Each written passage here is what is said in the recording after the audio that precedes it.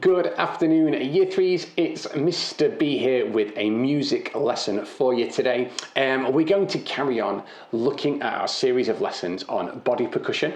And if you think back, we started that last week where we kind of learned how to make the different sounds of a drum using our body, and then we learned a few rhythms and played along with the backing track. And I don't know if you remember, we tried to link the three rhythms together. We kind of did them kind of getting harder and harder as we went through, and we had to go at playing them kind of one leading into the other as a little challenge at the end.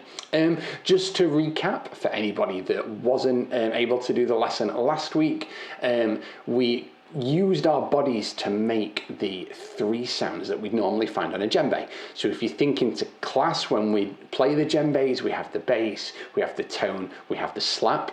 We talked about how we could use our bodies to make those sounds. So we talked about using the biggest part of our body to make the bass. So we were going to hit on our chest like this.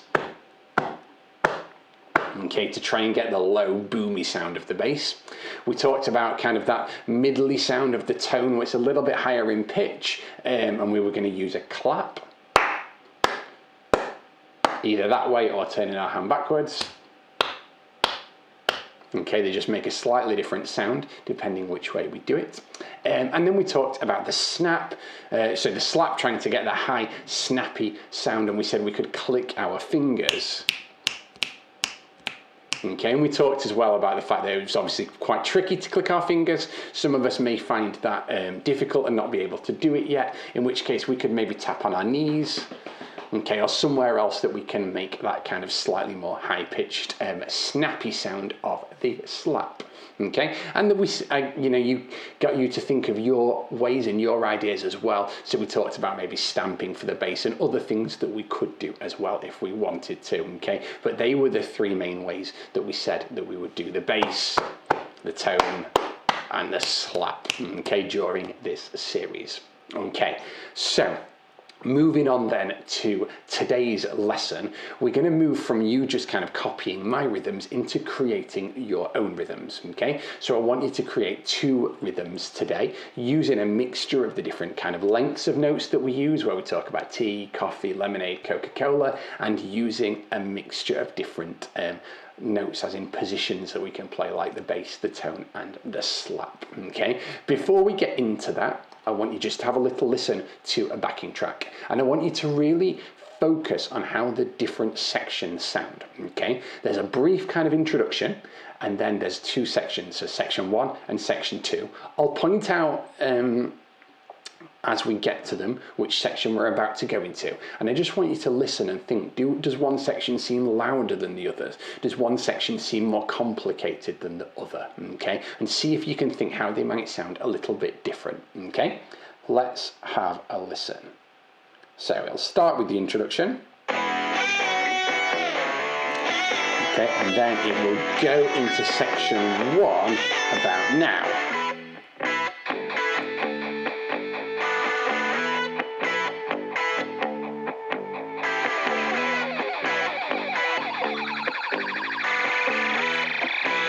Okay, and into section 2.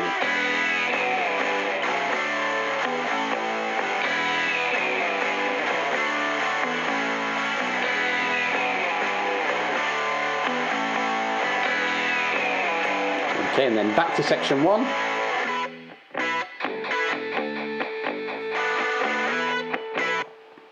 Okay, so we'll stop it there for now. If we carried on the backing track, and it's the backing track we're going to use to create our rhythms today. It has section 1, then it has section 2, then it goes back to section 1, and then it goes back to section 2 again, and it's kind of 8 bars of each before it ends. So the question I asked you then was, how did they sound different? Could you tell that there was a difference between the sections? Did one seem louder? Did one seem kind of simpler? Did one seem quieter? Did one seem more complicated? Okay, now I think, listening to them, that section 1 feels quieter. Okay, it feels simpler. It isn't actually quieter in volume, they're just the same volume, but in the first section that I played you, there are less instruments, and the parts each instrument plays a little bit simpler. Okay, and then when we move into section 2, a couple more instruments come in, and like the bass line gets a little bit more complicated, what they're playing on the guitar gets complicated, lead guitar comes in to give it kind of a bit of a guitar solo and a different bit of a sound there, and suddenly the song lifts. Okay, now we call that dynamics. Okay, if you think about when you write a story in class, you start with like the opening, you go into a build-up, you go into a problem, there's a resolution and the ending. Okay, and we talk about a story mountain, don't we? Okay, if you started your story in the midst of the biggest problem, where you want your reader to be like really on edge and have loads of questions and feel maybe scared or worried, depending what type of story you're writing, there'd be no time for it to build up and draw the reader in, okay? And that's exactly what we're doing in music with dynamics. The first section is like your build up. It's a little bit quieter, it's setting the scene, it's preparing you, it's getting the beat in your head, it's kind of getting you thinking about the music, so that then when the second section comes in, more like the problem or the resolution, it lifts a little bit. Okay, so we think about the problem. Okay, it's a bit tenser, it's a bit louder. Okay, it's a bit more complicated, and then it drops again. Okay, and then it lifts again and it drops again, and we call that dynamics. Okay, that it's not always the same. There might be louder sections, there might be quieter sections, there might be simpler sections, and there might be more complicated sections. Okay, and we're going to use that idea in our rhythms that we create today. Okay. So we're going to create a different rhythm for each section. You're going to do this in a second, but I just thought I'd give you an example by showing you mine. Okay, so my first rhythm just goes T, T, and then it's like a coffee, but I rest on the co bit. So instead of coffee and playing both of them on the bass, it goes rest fee. Okay, so T, T, rest fee, T. Okay, T, T, copy, T. Okay, and it's a little bit tricky getting used to doing something other than playing the note on the co of the coffee, because we're using that as a rest. So we could say rest fee, we could say coffee, but doing this on the coffee. Okay, so we've got T, T, copy, T, T, T, coffee, T, T, T, coffee, T. Okay, and then the second rhythm is going to be my more complicated rhythm. So I started with a really simple rhythm to create the particular kind of pattern and feel and mood that fits with section 1, the simpler, quieter section. Okay, then when I move into section 2, I'm going to look for a more complicated rhythm. Okay, so then we're going to go, using coffees, we're going to go coffee, coffee, coffee, T. So bass, bass, slap, slap, bass, bass, tone. Bass, bass, slap, slap, bass, bass, tone. Okay?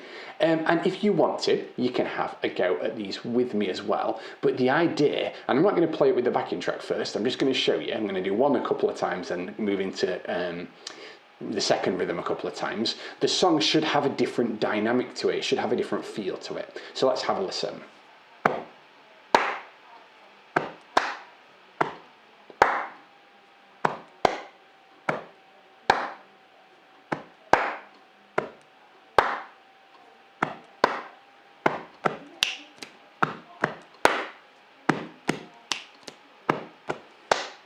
Okay, can you see how the kind of, even at a very slow tempo, the rhythm just lifted, didn't it? Okay, when we went from section 1 to section 2, we lifted the dynamics a little bit.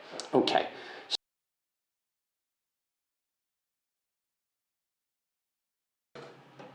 Okay, so I may have forgotten to plug my laptop in before starting recording the video, and it just ran out of battery. So I've sorted it out. I'm just going to carry on from wherever we left off. I think we were just about to play the rhythm along my 2 body percussion rhythms along with the backing track. Feel free to join in at home if you'd like to have a go with my rhythms, and then we'll get you creating your own afterwards. Couple of things then, obviously try and remember to rest on the coffee bit of the first rhythm, but don't worry if you don't. If you accidentally play coffee instead, it's absolutely fine. It doesn't matter at all to the rhythm. It will still fit with the backing track. Okay. The other thing is when we go into the second rhythm and we go into the coffees and the snaps, if you're struggling with the snaps, you could replace them with a tone instead. You could use your knees or something else to make that same slap sound as well. Like we said, it is totally up to you. Okay, so the song, just to give you an idea again, just to remind you, it's 4 bars as an introduction. I'll count us in, then we'll do section 1 for 8 bars, then we'll go into section 2 for 8 bars, then we'll go back to section 1 for 8 bars, then we'll go back to section 2 for 8 bars, and then we will finish off together at the end with one last big bass. Okay, are you ready? Let's have a go. Are you ready after 4 for the first rhythm? 1, 2, 3, 4. Tea, tea, coffee, tea, tea, recipe, tea.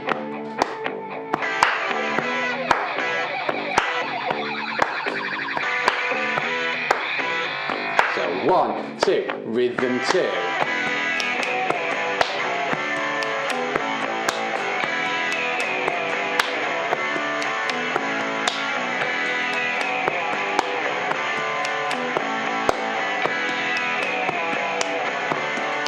Rhythm 1.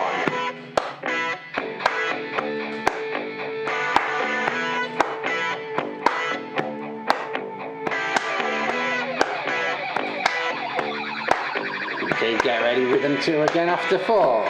1, 2, 3, 4.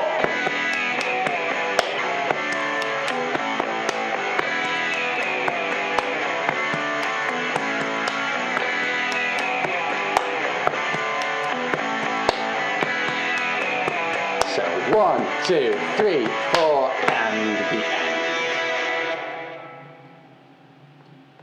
Alright, super job if you managed to keep up with that and play along with me while we were listening as well. Okay, could you hear and feel the dynamics between the 2 different rhythms? Okay, rhythm 1 by itself was probably a little bit boring, but the reason we had rhythm 1 was to set up rhythm 2, which was more interesting. Okay, if our song had been rhythm 2 the whole way through and the second section the whole way through, it would have got boring very quickly. Okay, and that's why we have the different parts of like verses, choruses, and the different structures or bits of songs. Okay, so over to you then.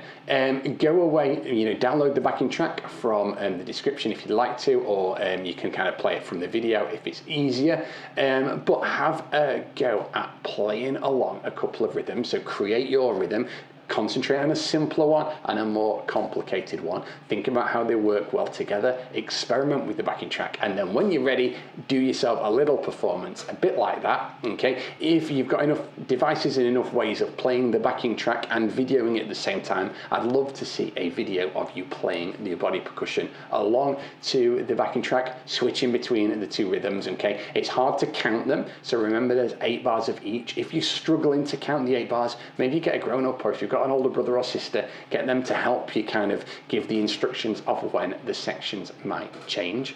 But enjoy making up your 2 rhythms. Can't wait to see how you get on, and I will hopefully see you in school fairly soon, because we'll be back next week in lessons in class. So look forward to seeing you soon. Okay, goodbye.